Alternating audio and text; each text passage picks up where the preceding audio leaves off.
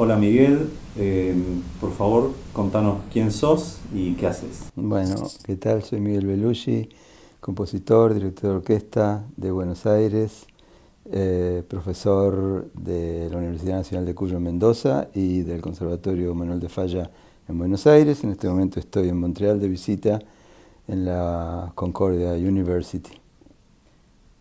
¿Qué haces en la música? ¿Qué te dedicas? ¿Qué es lo que te interesa hacer? Bueno, lo que más me interesa hacer es componer, ese es mi objetivo primario, digamos. La enseñanza me gusta mucho, este, por eso lo hago. Pero sí, como actividad para mí principal en cuanto a mi vocación es la composición, y mi actividad de director es un complemento simplemente que está dedicado básicamente, por supuesto, a mis propias obras en general y mucho al repertorio de música contemporánea para integrarlo dentro de la difusión de esa música y también, por supuesto, en mi carácter de docente. Vos llegás al arte electrónico, en particular al uso de sonidos electrónicos, a integrar la electrónica en la música, pero a partir de una formación académica tradicional. Claro, primero mi formación como compositor, si querés, es un poco más tradicional, y luego tengo mi periodo de estudios en Colonia, en la Hochschule für Musik, donde hice un posgrado en composición electrónica, donde ahí sí me dediqué bastante más a la composición electrónica, que no es de todos modos mi campo principal de actividad, si bien tengo un grupo de obras de esa época, compuestas allí en el estudio y en Colonia, y luego tuve unos años donde dejé de hacer electrónica, en mis primeros años de regreso a Argentina. Yo viví en Europa entre el 88 y el 2001, y luego ahí quedó un periodo donde la música electrónica quedó un poco de lado, y a partir del año 2013, por allí, volví a componer obras electrónicas, y además también una nueva faceta fue la de obras con video, que ya compuse dos o tres, con los videos realizados por mí mismo, ¿no? Si tuvieses que elegir una obra donde utilices electrónica, ¿nos podrías contar un poco cuál fue el interés o cómo la trabajaste? ¿Cuáles fueron los puntos principales para vos? Yo, por lo que conozco de tu música, digo, me parece en particular de interés, sobre todo para gente que viene desde el mundo de las artes electrónicas y también desde la música, como vos conjugás esta visión del mundo tradicional y los instrumentos acústicos tradicionales, también con una mirada desde la electrónica. En particular me parece interesante tal vez alguna obra mixta, aunque desde luego la que vos digas. Bueno, en realidad la mayoría de mis obras con pistas electrónicas son mixtas. Yo tengo en realidad dos obras nada más que son de electrónica pura.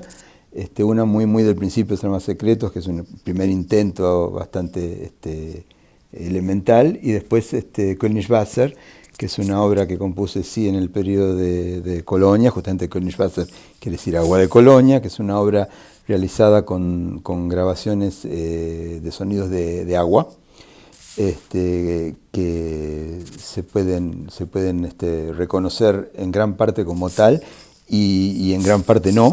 Si bien cuando uno escucha la obra hay muchos momentos que parece que uno estuviese escuchando sonidos de percusión y de otro tipo de fuente sonora de origen, y sin embargo están todos originados en grabaciones realizadas con el agua, ¿no? Tanto dentro de la casa como incluso al aire libre.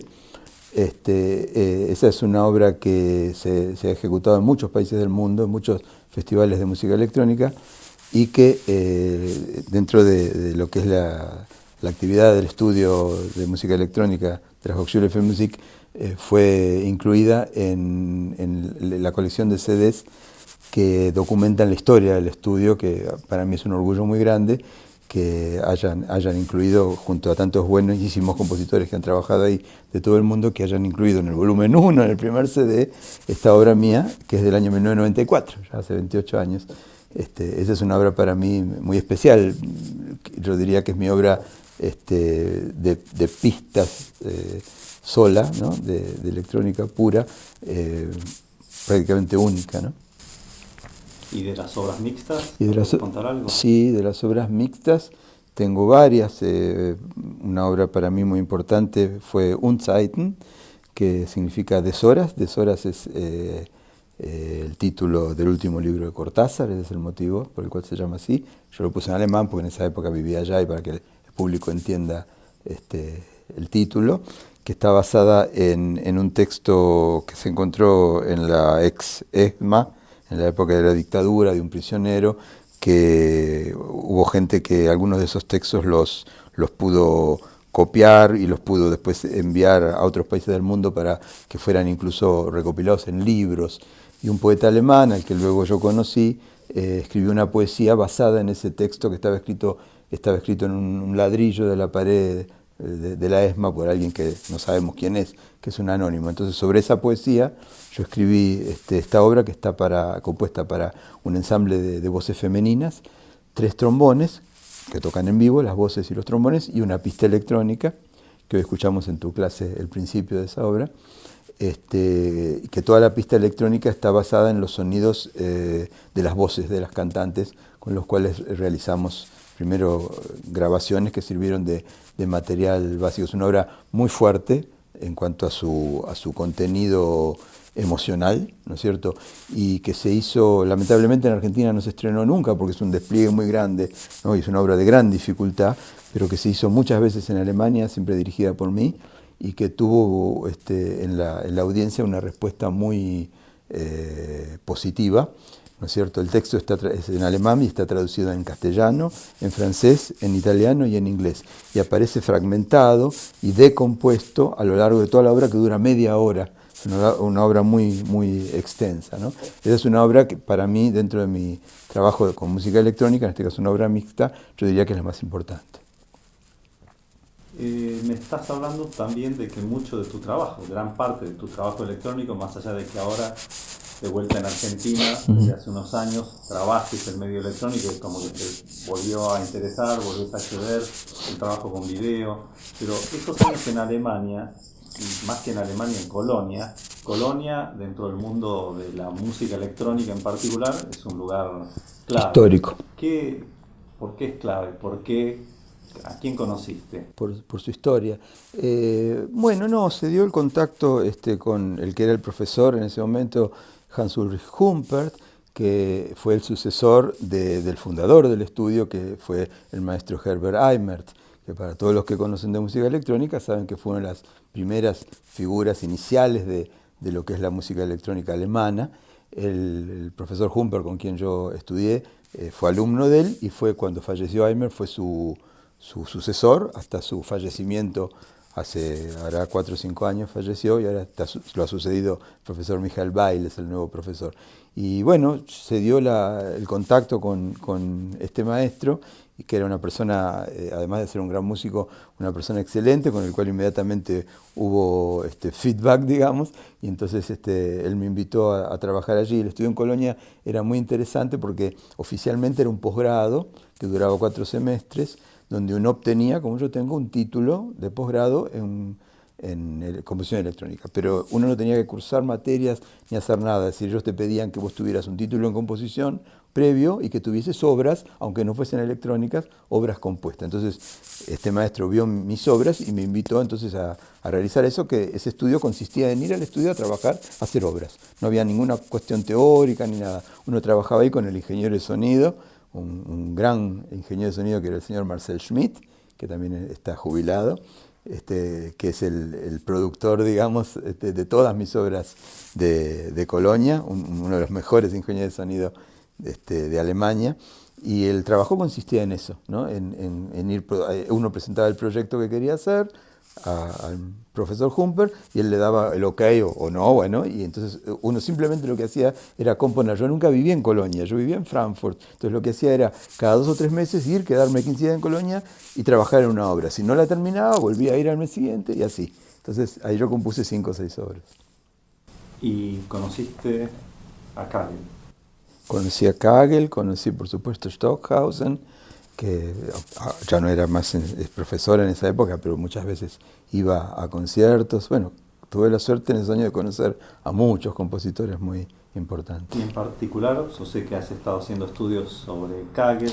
Este año, sí. Y me gustaría que si nos puedes contar un poco, porque Sí. bueno, Kagel pasó la mayor parte de su vida allí. Sí, en los años que yo vivía en Alemania, que fueron 13 en total, yo muchas veces asistía a conciertos, a conferencias, a simposios sobre Kagel. Y los musicólogos alemanes, hay varios que son muy especialistas, que conocen muy bien y tienen libros y trabajos muy importantes sobre la música de Kagel.